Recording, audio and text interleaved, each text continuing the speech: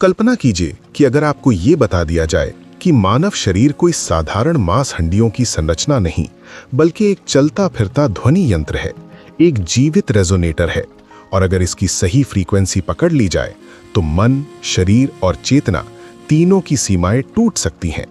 यहीं से तिब्बत के उस गुप्त 99 मंत्रों के कोड और भारत के प्राचीन ग्रंथों में छिपे विज्ञान की कहानी शुरू होती है, जो न तो केवल आस्था है, न ही अंधविश्वास, बल्कि हजारों वर्षों के अनुभव, साधना और प्रयोगों से उपजा हुआ एक अत्यंत सूक्ष्म विज्ञान है, जिसे समझे बिना हम आज भी स्वयं को केवल एक जैविक मशीन समझते हैं।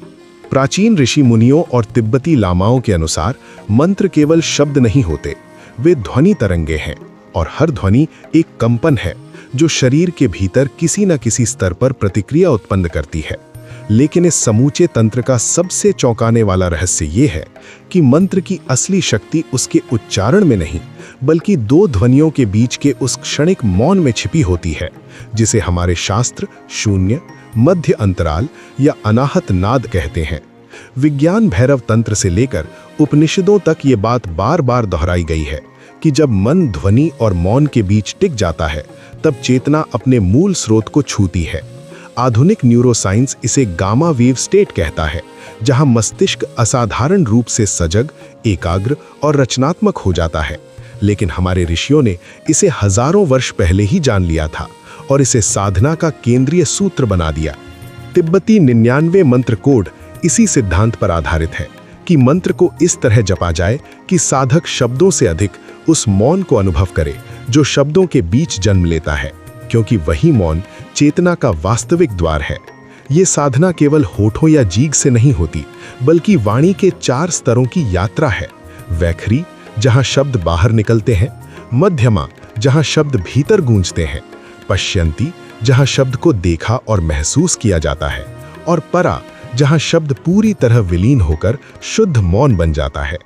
तिब्बती लामा और भारतीय योगी जिस मंत्र जप की बात करते हैं, वो पश्यंती और परा की सीमा पर घटित होता है, और यही कारण है कि इसे नाभि से उठती हुई वाणी कहा गया है, क्योंकि नाभि केवल शारीरिक केंद्र नहीं, बल्कि प्राण ऊर्जा का प्रमुख संगम बिंदु है। जब मंत्र इस स्तर पर पहुंचता है, तब शरीर में एक आंतरिक ताप उत्पन्न होता है, जिसे तिब्बत में तुम्मो और भारत में तपस कहा गया। ये वही शक्ति है जिसके कारण साधक बर्फीले वातावरण में भी शरीर को गर्म रख सकते हैं, गीली चादरों को सुखा सकते हैं और चरम परिस्थितियों में भी स्थिर रह सकते हैं। ये कोई चमत्कार नहीं, बल्कि प्राण, नाड़ी और ध्वनि के संतुलन से उत्पन्न एक जैव ऊर्जा प्रक्रिया है। संख्या 99 यहाँ केवल गिनती नहीं, बल्कि एक प्रतीक है।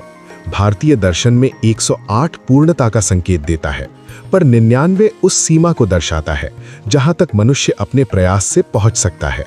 उसके आगे का द्वार, चाहे उसे 100वां द्वार कहें या ब्रह्मरंध्र, केवल पूर्ण समर्पण, अनुशासन और कृपा से खुलता है। हमारे ग्रंथ बताते हैं कि सूक्ष्म शरीर में 101 मुख्य नाड़ियां हैं, जिनमें 100 नाड़ियां शरीर के विभिन्न अंगों और क्रियाओं को संचालित करती हैं, लेकिन 101वीं नाड़ी सुषुम्ना सीधे ब्रह्मरंध्र तक जाती है। 99 मंत्र साधक को उस अंतिम मार्ग के समीप तक ले जाते हैं, किंतु अंतिम छलांग अहंकार नहीं, शून्यता से लगती है। इस पूरी प्रक्रिया में कुंभक का विज्ञान अत्यंत महत्वपूर्ण है। सांस को भीतर रोकना कोई साधारण श्वसन अभ्यास नहीं, बल्कि प्राण को दिशा देने की तकनीक है। जब सांस रोकी जाती है तो प्राण वायु इड़ा पिंगला की सामान्य गति छोड़कर सुषुम्ना में प्रवेश करती है, और मेरुदंड, जिसे मेरु अर्थात ब्रह्मांडीय अक्ष कहा गया है, के माध्यम से ऊर्जा ऊपर की ओर प्रवाहित होती है। यही वो क्षण है जब मूलाधार में सुप्त कुंडलिनी जागृत होती है और विद्युत प्रवाह की भांति ऊपर उठती है, प्रत्येक चक्र को स्पर्श करती हुई चेतना के स्तर को विस्तृत करती है। 99 बार की कंपन केवल संख्या नहीं, बल्कि एक क्रमबद्ध प्रशिक्षण है, जिसमें शरीर और मन को धीरे धीरे उच्च ऊर्जा को सहन करने योग्य बनाया जाता है। यही कारण है कि शास्त्र बार बार चेतावनी देते हैं कि बिना पवित्रता, संयम और गुरु मार्गदर्शन के ये साधना खतरनाक भी हो सकती है, क्योंकि असंतुलित ऊर्जा मानसिक भ्रम, शारीरिक विकार या भावनात्मक अस्थिरता उत्पन्न कर सकती है। इतिहास में जब औपनिवेशिक शक्तियां भारत और तिब्बत पहुंची, तो उन्हें इस ज्ञान की वास्तविक गहराई का आभास हुआ। 1904 के यंग हस्बैंड मिशन के दौरान तिब्बत से पांडुलिपियों का अपहरण केवल सांस्कृतिक चोरी नहीं था, बल्कि एक रणनीतिक कदम था, क्योंकि ये ज्ञान व्यक्ति को भीतर से स्वतंत्र बनाता है, उसकी इच्छा शक्ति को इतना सशक्त बनाता है कि उसे डर, लालच या दमन से नियंत्रित करना कठिन हो जाता है। इसलिए इस विज्ञान को अंधविश्वास कहकर हाशिए पर डाल दिया गया, जबकि उसी समय पश्चिम में ध्यान, माइंडफुलनेस और ब्रेन वेव रिसर्च के नाम पर उन्हीं सिद्धांतों के वैज्ञानिक संस्करण विकसित किए जाते रहे। आज जब हम आधुनिक विज्ञान और प्राचीन ग्रंथों को साथ साथ पढ़ते हैं, तो स्पष्ट होता है कि 99 मंत्रों का कोड किसी रहस्यमय जादू का दावा नहीं करता, बल्कि ये बताता है कि मानव चेतना कैसे ध्वनि, मौन और श्वास के माध्यम से स्वयं को पुनः संरचित कर सकती है। साधना की व्यावहारिक विधि भी इसी संतुलन पर आधारित है। मेरुदंड सीधा, श्वास गहरी, कुंभक स्थिर, मंत्र मानसिक और ध्यान ऊर्जा के आरोहण पर। लेकिन इसका अंतिम उद्देश्य किसी चमत्कार को पाना नहीं, बल्कि स्वयं को जानना है, उस मौन को अनुभव करना है जहां शब्द समाप्त हो जाते हैं और चेतना अपने वास्तविक स्वरूप में प्रकट होती है। यही कारण है कि ऋषियों ने कहा था कि सत्य को सुना नहीं जाता, देखा नहीं जाता, बल्कि जिया जाता है।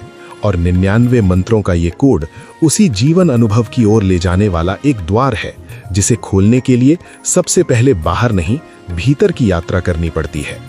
आशा करता हूं ये जानकारी आपको पसंद आई होगी। जाते जाते वीडियो को लाइक कर देना और कहानी सुनो स्टोरी ट्रेलर चैनल को सब्सक्राइब कर लेना आने वाली वीडियो के लिए। मिलते हैं नेक्स्ट वीडियो में, तब तक के लिए बाय। अपना ख्याल रखना। धन्यवाद।